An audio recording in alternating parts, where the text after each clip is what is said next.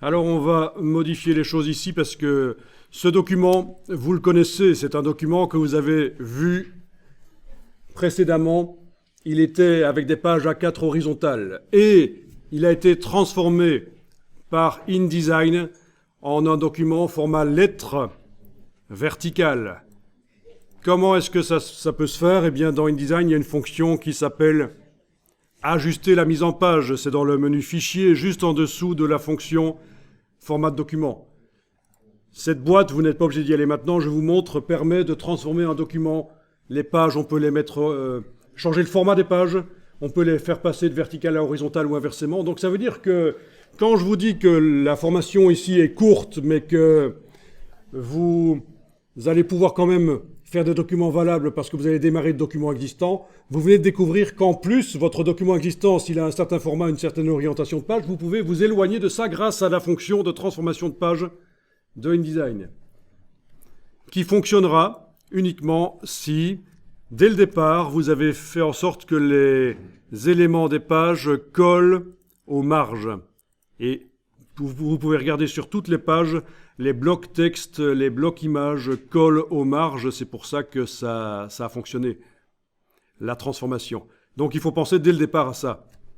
Quand vous faites le premier document, ou quand vous démarrez d'un document existant, il faut que les blocs collent aux marges, parce que ce qui se passe, c'est que quand on fait la transformation d'un format vers un autre, les marges bougent et les blocs sont attachés à ça, et se redimensionnent et restent collés aux marges. Donc c'est parfait, ça fonctionne là.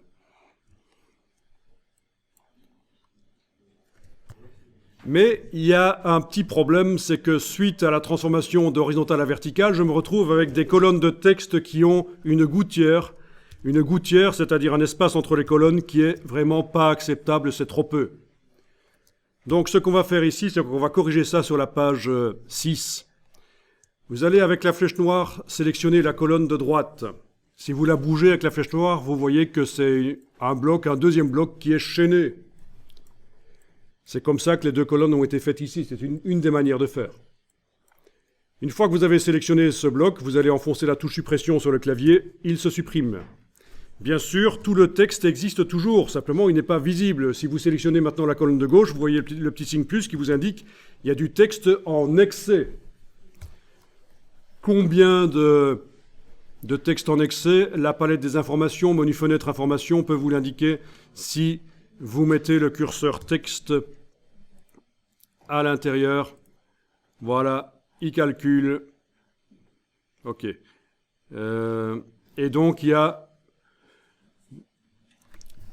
944, dans mon cas, 944 caractères visibles dans la colonne. Et en dehors de la colonne non visible, parce qu'il n'y a pas de bloc dans lequel ça va couler, 2268 caractères. Au niveau des mots, il vous le dit aussi. 149 mots visibles là, 352 invisibles en dehors. Ils sont toujours là, mais il n'y a pas de bloc dans lequel ça va couler. Les paragraphes, les lignes, tout ça, il vous le dit aussi. Cette petite astuce de la palette information et mettre le curseur texte dans la colonne est utile quand vous avez fait une maquette d'un magazine, d'une publication. Si vous mettez le curseur texte dans un bloc qui contient le faux latin, et qu'on vous dit, tiens, il y a 944 caractères, ou tiens, il y a 149 mots, eh bien, ça veut dire que vous pouvez, si vous travaillez avec des rédacteurs, leur dire, eh bien voilà, chaque semaine ou chaque mois, ça dépend de la publication, si c'est chaque semaine ou chaque mois, tu dois me faire un article qui contient 149 mots. Je n'aurai qu'à le coller dans le bloc, ce sera juste. Vous voyez le principe?